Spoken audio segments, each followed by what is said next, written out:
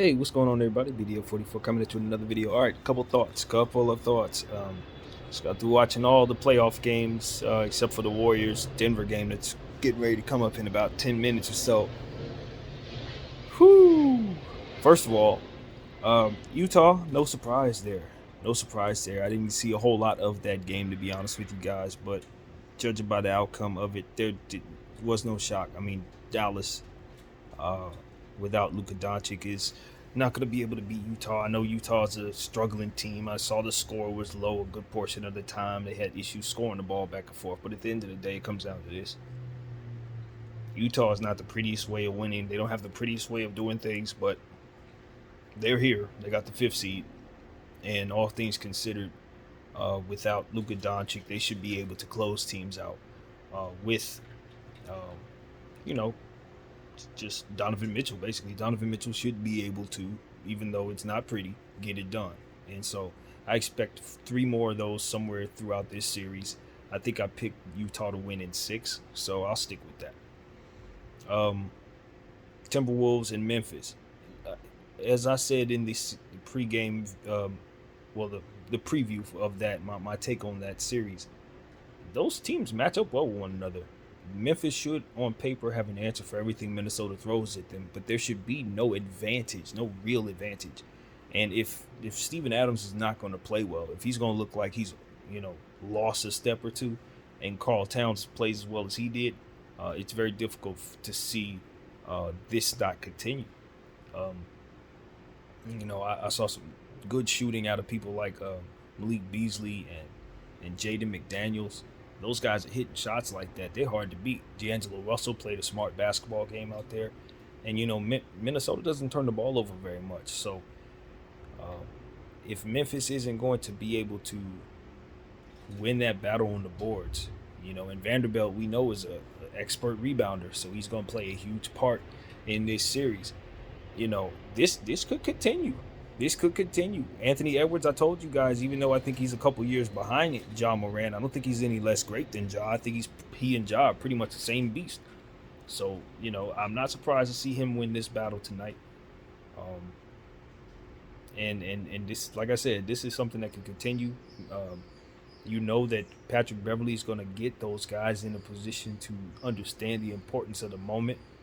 I see what he's doing out there. He's gathering them around, making sure they focus, make sure they're on the string. I'm watching him out there. This is leadership we're seeing out of Patrick Beverly. And this is just goes to show this is one of those situations where it's like your leader doesn't have to be your most talented player. Sometimes the talented players just need to follow somebody they believe in. And I think Patrick Beverly is that person. If you look at the natural ability of the Anthony Edwards and the Carl Towns and a D'Angelo Russell and a Vanderbilt and those guys, if they look at Patrick Beverly and follow his lead, he will lead them, and their talent will carry him. So you could totally see them overachieving in these playoffs based on that dynamic, as long as they're following him, and it seems like they are. His intensity, his intent on playing defense, his focus seemed to be infectious. Them beating the Clippers seemed to have given them some type of uh, to me, it seems like it gave him a certain level of focus, a certain level of confidence, and a cockiness that's carrying forward. Carl Towns playing great, dunking on people and stuff like that. Um, Jaren Jackson's breaking records, blocking shots. I mean, that's what you expect to see, and they're still able to get the victory. So that's very encouraging. Um, Desmond Bane's going to make more of an imprint on the game going forward. John Morant's going to have superstar games like that. And you're going to have to continue to be efficient and continue the process of, trying to crash those boards and win that battle against those rebounders over there. So I like what I saw from Minnesota. I have no reason to believe it can't continue, but I do expect Memphis to play better. And we'll see what happens. I love those young matchups, though. When you got two young teams truly believe they belong here, it doesn't matter who had a better regular season. It just matters who's ready for the moment right now. And right now, it looked like Minnesota was ready for it. And that's why they now have home court advantage. So that's going to be one of the better series in this here playoffs. And last but not least, Philadelphia. Well, needless to say, Philadelphia came out and punched the Toronto Raptors in the mouth. They understood the urgency of making sure they won their first game at home. Obviously, they know they're not going to have Matisse Thybulle on the road, and that's a big deal. One of the things I said needed to happen in this series was they needed to have Tyrese Maxey play like a superstar. He did that. That exact thing is what he did. His efficiency was off the charts. He had 38 points out there, big assists, and he's going to have to continue to play that well to continue to give them the advantage that they have. I thought it was a good idea that James Harden's shots were about, I think he shot 17 shots. He was the third leading scorer on the team. I think that's a recipe for success. Joel Embiid was phenomenal, but didn't need to carry the load because him and Tobias Harris, because he looked just like J. Cole to me. They played great out there, honestly, and you just saw good things. And Matisse Thybulle's hitting 3-point shots. I mean, he's not supposed to be able to shoot. If he can shoot, that makes them even more of a difficult team to guard. So, as far as I can tell, coupled that with Scotty Barnes, who had a really bad injury, rolled his ankle, and at the same time had Joel Embiid's 300-plus pounds stepped on that rolled ankle simultaneously. I hope it isn't broken. I hope it isn't severely sprained, but judging by what it looked like, it's bad enough to roll it the way that he looked as he rolled it. We all saw how Anthony Davis and LeBron James both rolled their ankle.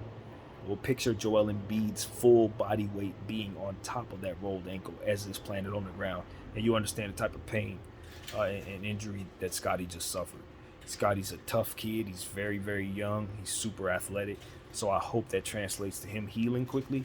But I'd imagine he's probably going to miss that next game, and he'll probably miss game 3 as well, which changes everything. I don't think they can win this series without everybody being completely and utterly healthy.